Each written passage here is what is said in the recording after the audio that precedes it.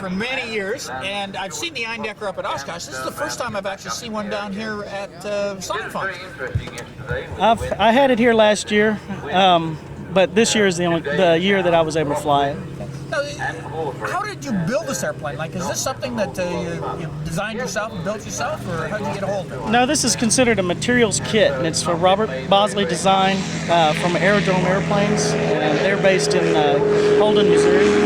Now, how does the kit come to you? Then? Is there a lot of working that you have to do? You have to, for example, cut all the tubing and drill all the parts?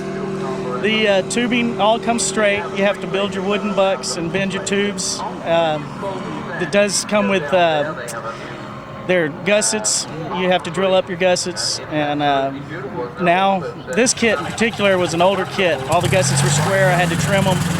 But the newer kits now come pre-drilled. I believe they're plasma cut gussets. And you just deburr them, drill it up, and shoot it together with pop rivets. There's no welding. Were there any special tools that you had to buy in order to build this? I didn't have to buy any special tools. You can use your shop hand tools, but I did, just for ease, I did buy a compressor, and I used some air tools just to help me out. Now, where did you build it? I mean, did the wife give you a little bit of a hassle when you came in and said, "Hey, listen, I'm going to start building an airplane"? Yeah, I have a house with a basement under it, and I pretty much told her that this is what I would like to do, and she supported me in it. So I came to Lakeland, and I saw the prototype of this kit in Lakeland, and I had to have it. And I bought it, took it home, started building. Again, why have the inclination to go towards this kit? Is this something that you've seen in the past, or you just like the World War I feel? Or when I was a kid, I saw the movie, The Great Waldo Pepper, and if you look at this airplane, you can see some hints of that movie in it. The tail is the yellow and black checkered that was on that DR-1. Ever since that time, I just fell in love with World War I aviation, and I always wanted to build a World War I airplane. I just never ran across one that would be in my budget, and this one fit. Now, how long did it take you to actually build it from the time that the kit arrived at your door? It took me I would guess, about 400 hours to build it, but it took me 4 years, and that was because my wife came up pregnant two months after I got my kit. And building it in the basement, you can't do that with a new baby in the house, so that slowed me way down. Now, when you're building the kit, is there anything special or anything that you changed on it from what Robert had designed? Yeah, I fly out of Georgia, and most of your runways have slopes, and so I felt like I needed brakes, so I designed brakes into my kit. I changed the seat and used an aftermarket seat for a little more comfort. I didn't change any control surface. Nothing aesthetically was changed. Just only other thing I changed was the bell crank for the aileron system. I did a pull-pull. Now, have you ever built anything like this before? Only model airplanes. This was my first full-scale airplane to build. Now, what are you powering it with when you finish? This one is a Rotax 503.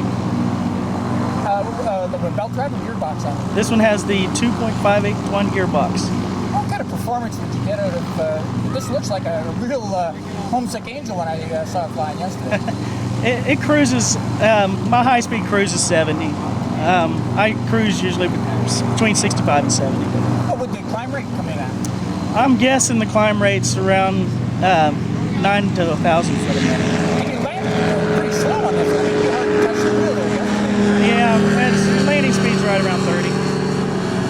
If somebody wanted to get more information, have you got a name, address, and phone number for Robert where they can get a hold of him? Yeah, Robert has a great website. It's called airdromeaeroplanes.com, and you can look up his phone number. You can search Eindecker, any Fokker DR1s, and you'll run across his website. And call Robert. He's a great guy.